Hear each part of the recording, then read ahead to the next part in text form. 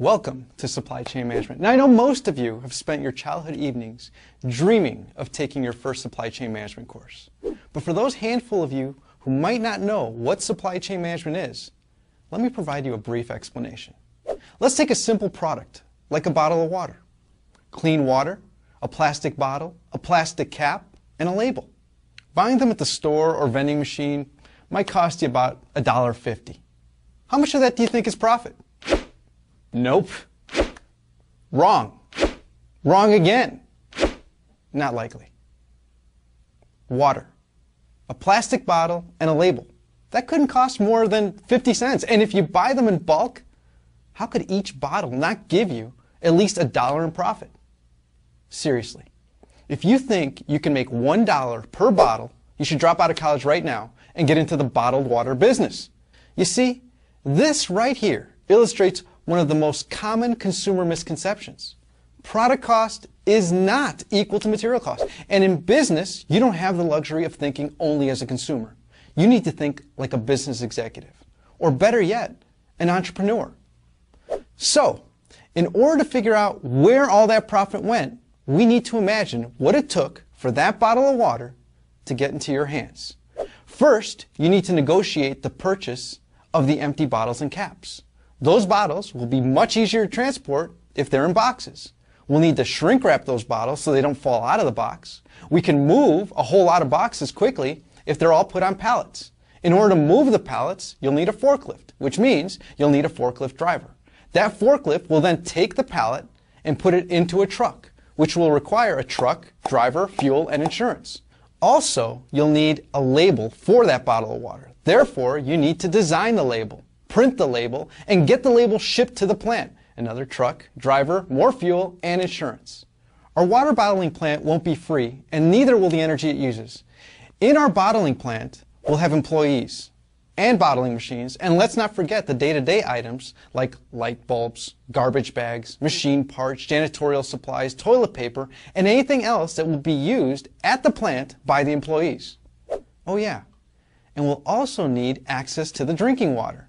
Machines will then purify the water. Other machines will bottle the water and affix the labels to the bottles. And still, another set of machines will box, shrink wrap, and then palletize the bottles. In order to move those pallets, again, you'll need a forklift, which means we'll need another forklift driver.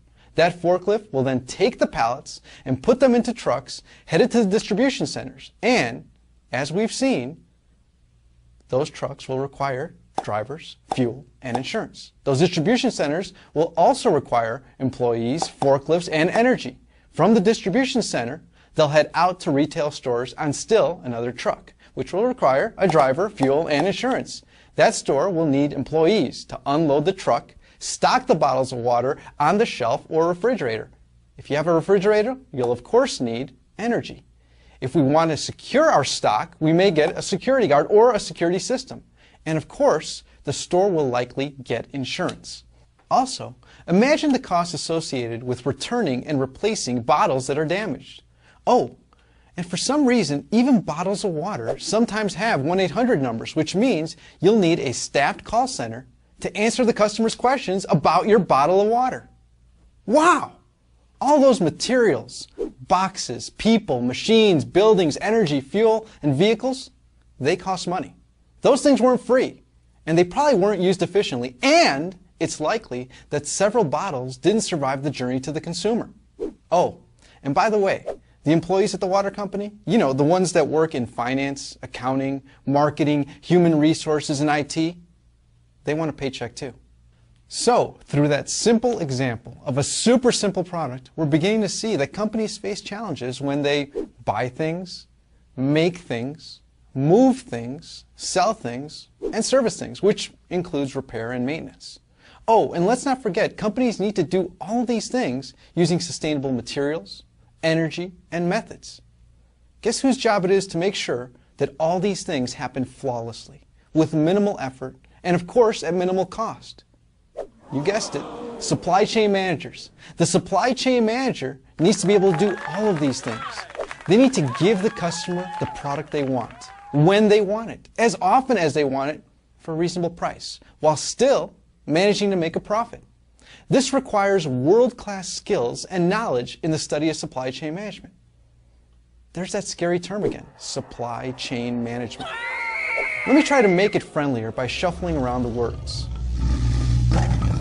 There you go. The management of the chain of supplies.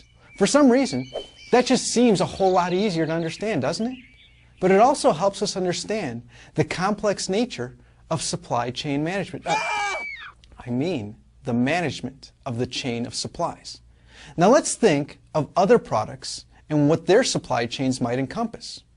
Hamburgers, sweaters, coffee, tables, cars, and airplanes. Now I know many of you are saying, but I live in a service economy. I won't be manufacturing anything. Wrong again. As of 2008, the U.S. was still the #1 exporter of manufactured goods. Okay, maybe not for long. So let's talk about service economy supply chains. Let's think of something you're probably familiar with, the hotel industry. What do hotels manufacture? Lodging experiences, dining experiences, spa experiences, which altogether make up vacation and conference experiences. In order to do all of these things effectively and efficiently, what's required? Hotels need to buy things like beds, furniture, televisions, cable, food, soaps, towels.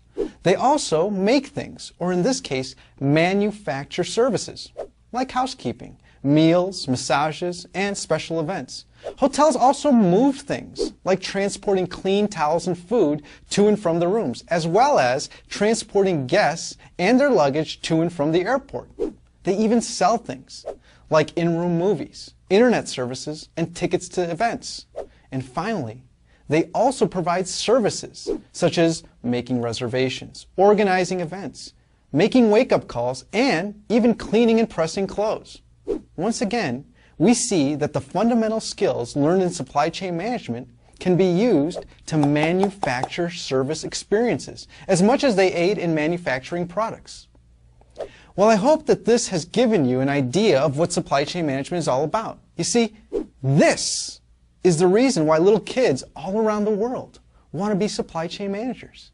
They want to take part in manufacturing the best products and services on earth. So again, welcome to supply chain management, where all of your childhood supply chain dreams are about to come true.